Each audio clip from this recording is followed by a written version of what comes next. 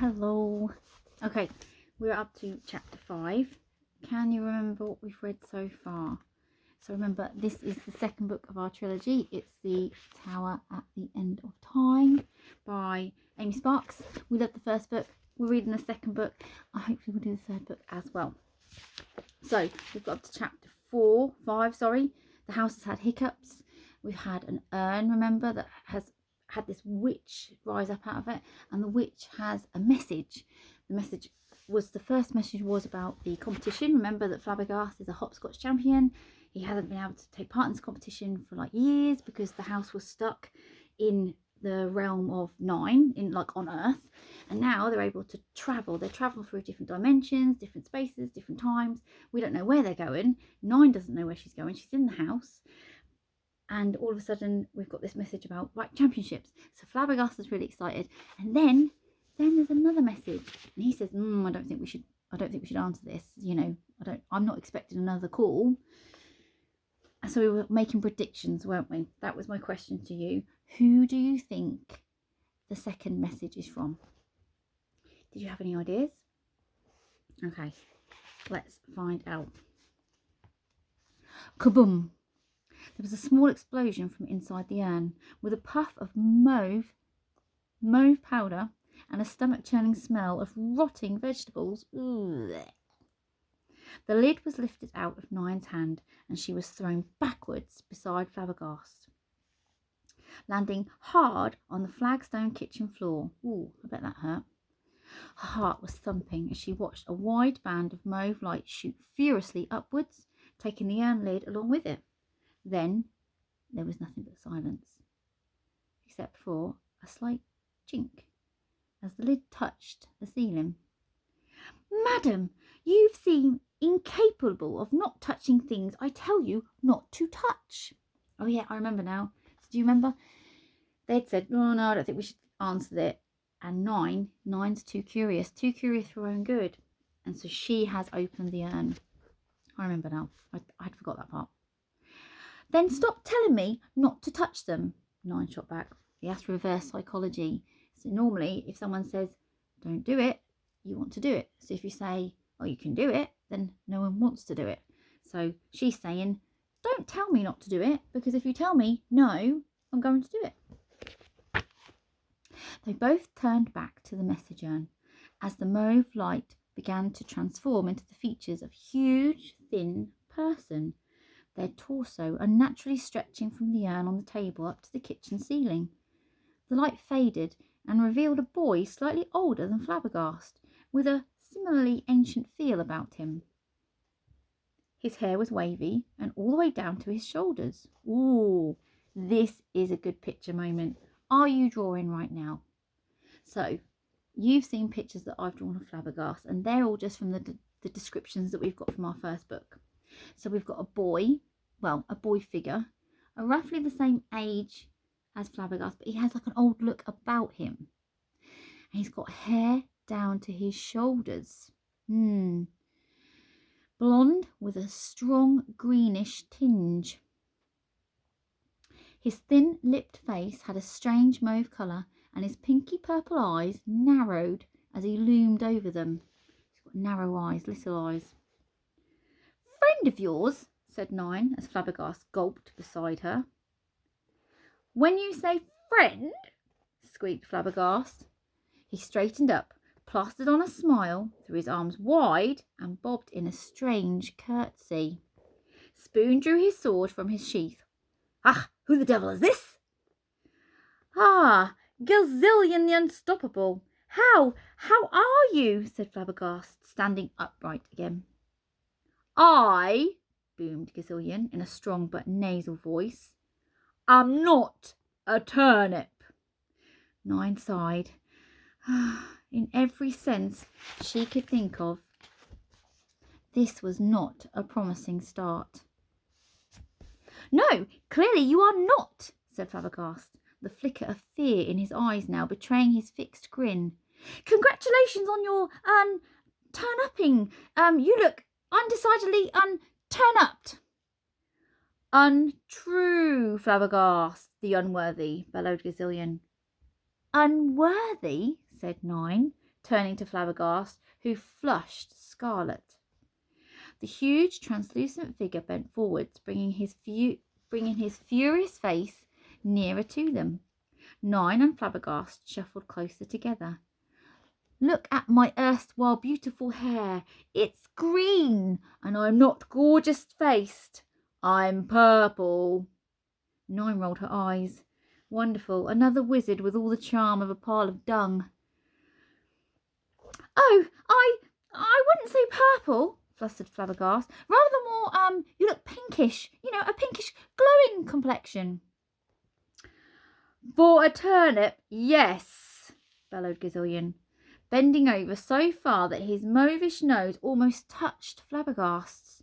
I do not like being turned into a vegetable. I do not know for certain who turned me into a vegetable, but I'm going to find out. Law of Magic, Rule 3783, Flabbergast. Nine looked at Flabbergast out of the corner of her eye. She was fairly sure he was holding his breath. I heard rumours your house had been released from its curse. The others thought it was a shame, but I, he smiled threateningly, could not be more delighted. Whoomp! Everyone jolted again with the hiccup, and the urn rocked backwards and forwards. The hugely tall Gazillion wobbled around like a surprised, outstretched Jack-in-the-Box. Gazillion regained his balance. His eyes shot left and right suspiciously. Has your house got hiccups? I believe so, squeaked Flabbergast. Good luck with that. They're nigh on impossible to shift, said Gazillion lightly. Then his face returned to its sneering, menacing look, and his voice recovering its sneering, menacing tone. I'm going to find out exactly who turned me into a turnip. Flabbergast, I'm going to defeat the hopscotch grid. I'm going to enter the tower at the end of time and ask my question. And the tower, Flabbergast, never lies. See you at the championship.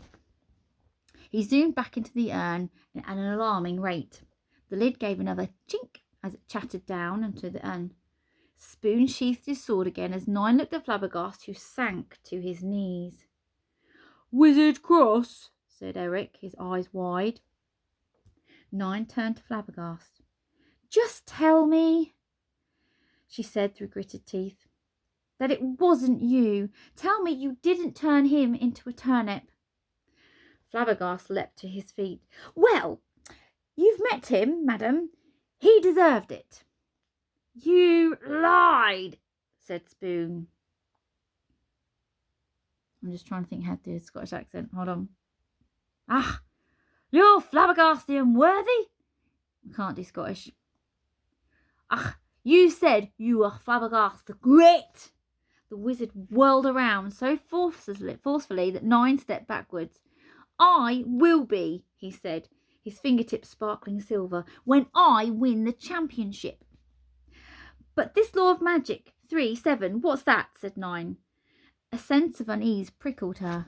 No witch or wizard may turn another witch or wizard into a fruit or vegetable if you are found guilty at your trial. What? You face the same fate, said Flabbergast. Being transformed into a fruit or vegetable? Nine sighed. And he's going to this tower at the end of time? Apparently so, madam. Which honestly answers any question that you have. Flabbergast squirmed. He dashed towards the table and he grabbed the urn. Well, only if you reach the asking stone that is in the tower. It was created by Hilligard, the ridiculously knowledgeable. She became so fed up with being asked for advice, she filled the stone with her knowledge and wisdom and placed it on the honesty charm upon it. And she placed an honesty charm upon it. And the tower? Asked Nine.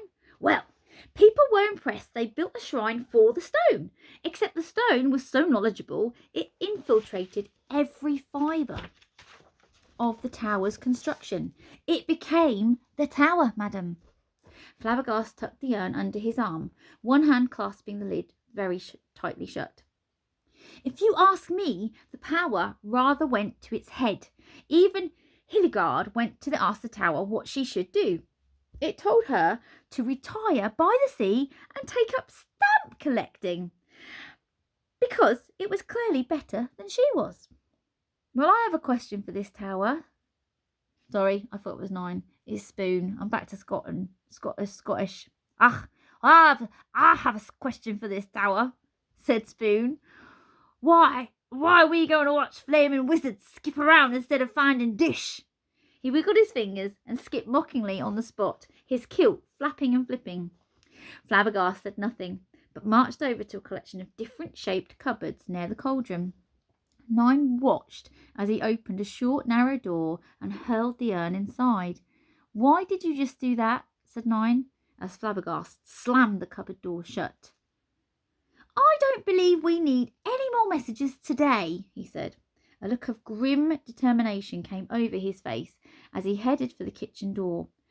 I should start practicing. Hopscotch is a matter of honour and pride.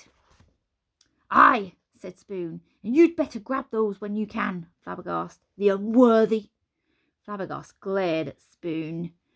I'll prove that I am not unworthy. I will miss the championship this year. I will not miss the championship this year, sorry. So he said, I will not miss the championship this year. I will prove that I am worthy, not unworthy, not for anyone or anything. I'm not going to miss it. I'm going to prove myself. Spoon clenched his tiny fists and roared in frustration. His wooden face now turned red, and 9 wondered whether it was actually possible for a wooden spoon to explode. Then, in a rush of fury, Spoon sprinted over to the flowery chamber pot sitting by the arched doorway to the sometimes dead. Despite his spindly arms, he lifted it above his head and then dashed it down into the flagstone floor with an almighty smash. How dare you? Bellowed Flabbergast. I like that chamber pot. Aye, you have so much in common, Spoon shot back, unusually both filled with utter... Oi, said 9, as Spoon somersaulted in the air and snatched Flabbergast's hat from his head. He clambered up to the top of the hat stand. Whoomp! As the house hiccuped again. The hat stand began to whistle cheerily. Give me my hat back. No!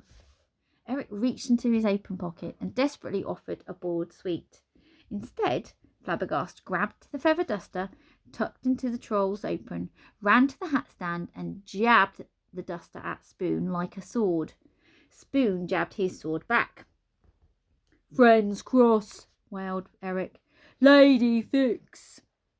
We can't waste time on a blasted hopscotch contest when we should be looking...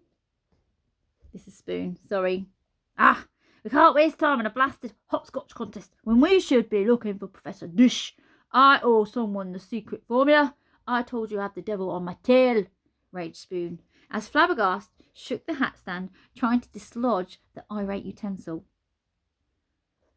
Oh, you're the most Spoon again. You're the most useless wizard I've ever met. I'll show you who's useless. Flabbergast tossed Eric's feather duster aside. The whistling hat stand helpfully sprouted a wooden arm and caught it. Flabbergast stretched out his fingers. The tips sparkled silver. Do your worst, growled Spoon. With pleasure. This was the home, the family that 9 had longed for, but nothing was falling apart. She was starting to wish she'd never heard of this hopscotch competition. But there was about as much chance of talking Flabbergast out of this as persuading Spoon to take up knitting. She marched over and grasped the hat stand with both hands. Will you sort everyone out? She shouted. 2 more long arms shot out of the hat stand. One reached up, grabbed Spoon and dangled him upside down, still waving his sword and the hat. The other grabbed Flabbergast by the back of his pyjamas and held him a few feet above the ground. 9 smiled quite smugly until there was a whoosh of movement. Another arm, now a grip of wood on her ankle, and 9 was also being hung upside down with her nose a few inches just away from the floor. Silence, except for the cheery whistling of this cheeky hat stand. Lady fix, beamed Eric. Everyone looked at everyone. Then everyone glared at 9, who wondered if she should have thought about the next part of the plan. Eric leaned over and put his head next to 9's. "Lady stuck?" asked Eric uncertainly. "No," said 9. "I'm just thinking." Whoomph! Another hiccup. The hat stand let go of everything it had. The hat stand let go of everything it had been holding, its arms disappearing back into the wood. Flabbergast, 9, and Spoon tumbled to the floor. A feather duster landed on 9's head. Flabbergast snatched his hat from Spoon and plonked it angrily on his head. "Hopscotch first," said Flabbergast. "Then I'll ask the tower where to find her. We will find Professor Dish. You have my word." Spoon scowled. "Ah, your word means nothing, wizard." "You do not understand. It's essential that I attend this championship. There will already be shame heaped upon me for missing the last 3 years." Flabbergast sighed. "Gazillion would take great pleasure in informing the judges that the curse is lifted. My presence will be expected. If I do not attend, they will think me afraid. They will think me a failure." He lowered his gaze for a moment, and 9 shuffled uncomfortably. This was not the ranting, the boasting wizard that she had known. "And shall we say, their opinion of me is not particularly high to begin with?" Flabbergast's eyes looked a little watery. "I must go." Flabbergast marched down the hallway, followed by 9 and Spoon. He stormed into his study, slamming the door behind him. The moment it was shut, the door melted away into what seemed to be nothing. Something like raindrops ran down where the door used to be.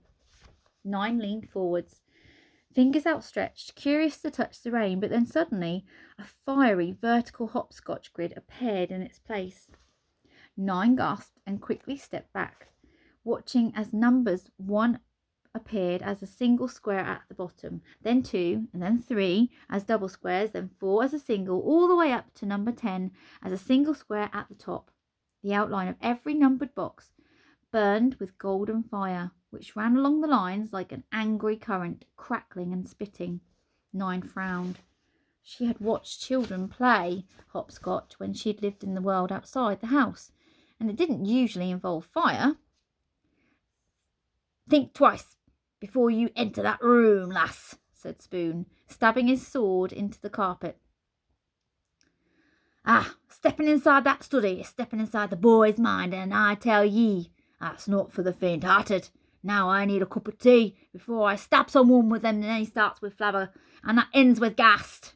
He plucked the sword out of the carpet and stormed towards the kitchen, leaving 9 staring at the blazing hopscotch grid. The tower at the end of time.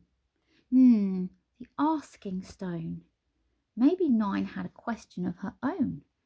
She reached for the now silent music box inside her satchel and held it in her hand. Her little fingers of fire flickered out from the hopscotch grid as if they were reaching for the music box. Oh, not her little fingers.